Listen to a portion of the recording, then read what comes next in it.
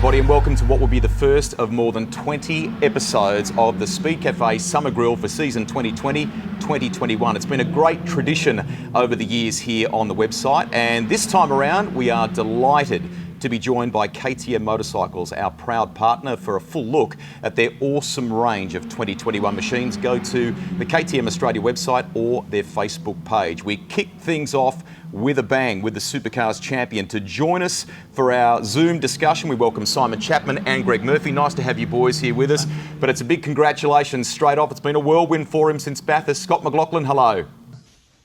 Yeah, g'day guys. Thanks for having me. It's been absolutely, like you said, a whirlwind since basically Monday. I left Bathurst to where I'm sitting now in Charlotte, North Carolina. I'm about 25 minutes from the workshop. It's a different world. It's very cold.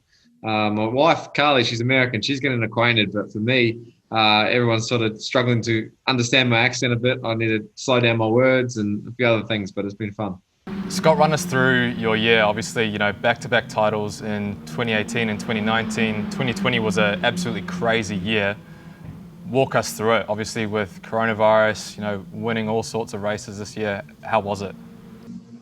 Yeah, I think for me, 2020 as a team, as a sport, but for us personally as a team, it was our most probably complete year. I put this nearly my most favourite. We had a lot of adversity, a lot of things going up and down. We started off obviously with a bang, winning Adelaide, and then there was that break where we really needed to turn things around. We needed to get a little bit faster. Definitely Triple Eight were pretty strong before the break, and we come out really strong straight away and won races, and we were very consistent. So proud of that, and like I said, amongst adversity for a lot of the teams. But yeah, it was a weird old season, but very proud to pick up the chocolates at the end of it. Hey mate, just tell us about when you sort of started to think about 2021. I mean, you were supposed to go over to the States and do an event earlier in the year. Obviously, that all got curtailed. But when was sort of more certain about what 2021 was going to hold, that you were going to be leaving the championship at the end and go to America, and how that was sort of playing with your mind a little bit, still trying to finish off a championship for Team Penske in Australia? Yeah, look, it was talked about more so about me racing. Once the calendar for Supercars come out, that allowed me potentially to go over to St. Petersburg and do a race. That's when we started talking a bit more. I think that was around Townsville when that sort of calendar got released.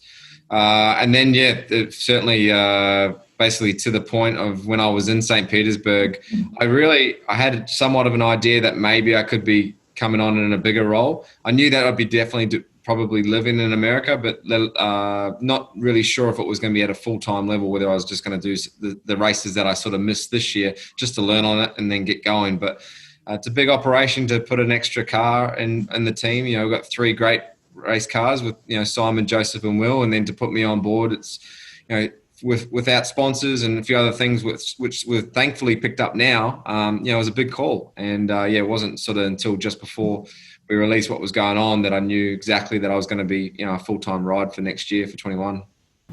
Was having the IndyCar opportunity a little bit of a distraction throughout 2020? We've got coronavirus as one thing, but to have the potential to do an IndyCar race, or even I think it was half a dozen even at some point, did that sort of hang over your head, or were you sort of able to block that out and really focus on your Supercars campaign?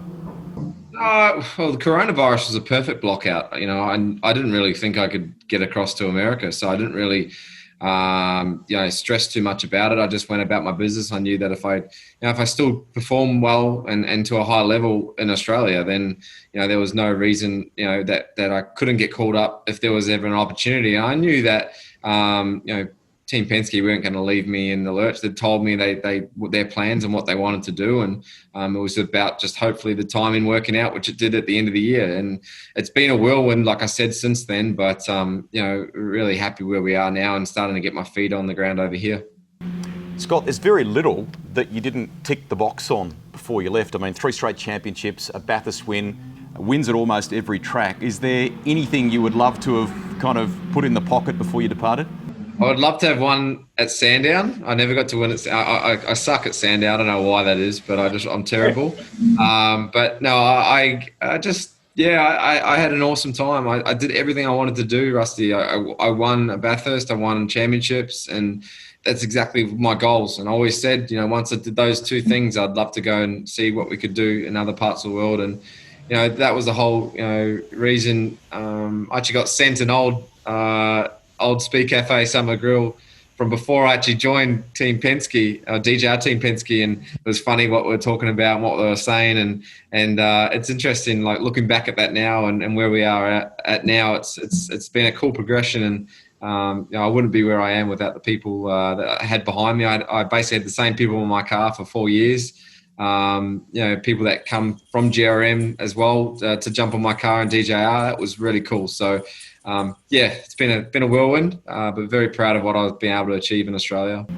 Hey, mate, tell us about climbing aboard an IndyCar and venturing onto the famed Brickyard for the first time. I mean, what kind of shivers down the spine? What kind of feeling? What kind of vibe? You're working with Rick Mears there. Just can you put it into words what that was like for the first time when you did your rookie test at the Indianapolis Motor Speedway? The words I can tell you privately, but not on here. But it was it was unbelievable, mate. Actually, speaking in an interview with Rusty not long ago, and it was a very humbling experience. Just being able to, the first person that put their head in the cockpit at Indianapolis Motor Speedway was Rick Mears, a guy that's won it 4 times. He's a god over here. And to have him be my mentor basically throughout the day and throughout probably the month of May in 21 and the IndyCar season, is so exciting. But the place is just, it's surreal.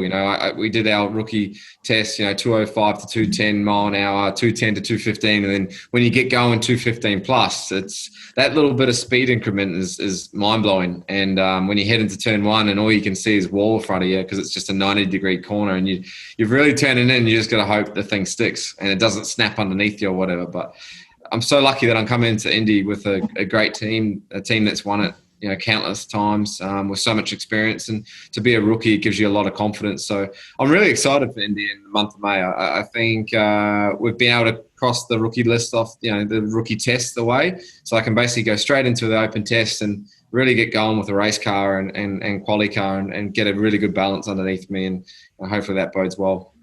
Scott, what does 2021 look like for you in your mind? You've got guys like Tim Cindric coming out saying, if he could get a top 10, that's basically a win. In your mind, what are you sort of targeting in your first full season of IndyCar? I put more pressure on myself than anyone else can. It's nice to know that what they want from me and what they think I can achieve. And, at the end of the day, I'm a race driver and I feel like, I can do better. But at the end of the day, I've got to keep my everything in check, my expectations, because this is going to be a tough year. I've got to learn a lot of tracks. I've got to learn a race car, which I'm feeling more and more comfortable each time. But I found that out at Barber Motorsport Park, our last test day we had. I felt comfortable in the car. It's just I didn't really know the track, and there was a lot of little bits and pieces that you could find, little tents here and there. So. It's exciting what's ahead. I've got a lot to learn. Like I said, haven't put a huge amount of expectations on myself, but I'd love to be up there around the Rookie of the Year ranks, and then maybe post May or at May and post May. That's when we really start heading our stride. Got a little fan there, mate. Yep, the dog come over from Australia, so yeah, you probably hear him in the background. Hey, just the final race of the season at IndyCar on a street circuit. Really, really tricky, there at St. Pete. What was that feeling like starting that race? You've gone from, Supercar champion, and in the same year you go and start a race in America and an IndyCar. I mean, was it again just like going out at Indy for that rookie test? Was it a pinch yourself moment? Could you actually believe it was happening? Yeah, I think when I was standing next to the car before they had the invocation, and then the national anthem and the jets flying over, and it's pretty crazy. And there was definitely goosebumps going up. They do a national anthem pretty good over here. I give it to them. So I was pretty excited. But once I got in the car and got on with it, the first couple of laps I had to get used to everything and sort of got into a groove. And then I started pushing on. And I was disappointed with what happened because up until that point, I had learned a lot, and I was finding some really good pace. I was passing a few cars and using the push to pass and places to pass people and a few other things, and I was really starting to learn it. But it was a big week. I definitely was pretty tired by the end of it, and once we sort of got my feet on the ground when I got back to Charlotte and had a few good sleep-ins and stuff, we were good. But it was a whirlwind week, but something that I'm so glad we had, because it sets us up really well for next year, going to St. Pete round 1. Really feel really comfortable in the car there, and can't wait to sort of have another crack and be quite a lot faster on the red tyre, especially, and set ourselves up in qualifying, and hopefully qualify a bit further up front. Keep working on that neck strength over your winter, our summer. Hopefully COVID and calendars line up so you'll be back for the Bathurst 1000 as well.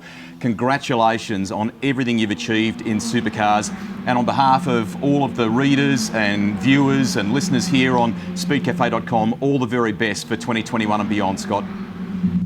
Thanks, guys. Appreciate it. Thanks for having me. And for sure, I'll be tuning in for the first round at Bathurst for Supercars, and it'd be weird watching on the couch, but it is what it is. And hopefully COVID permitting, and visa permitting, I'm back home and racing the 1000 again. We wish Scott and Carly all the very best for Christmas. It's awesome to have him on board for our very first episode of the Summer Grill here on Speed Cafe. We hope you enjoyed it. Make sure you leave a comment. Let us know what you think about his performances in Supercars and how you think he might go in the 2021 IndyCar Series. We'll be back with another episode of the Summer Grill real soon, thanks to KTM, ready to race. KTM are giving away some awesome summer essentials each week. Stay cool with a KTM Powerwear pack featuring a shirt, cap, thongs or jandals, sunglasses and lanyard. To enter the draw, all you need to do is subscribe to Speed Cafe in the sign up box below this video. It is that easy. And we'll have another episode of the KTM Summer Grill for you tomorrow. Stay tuned.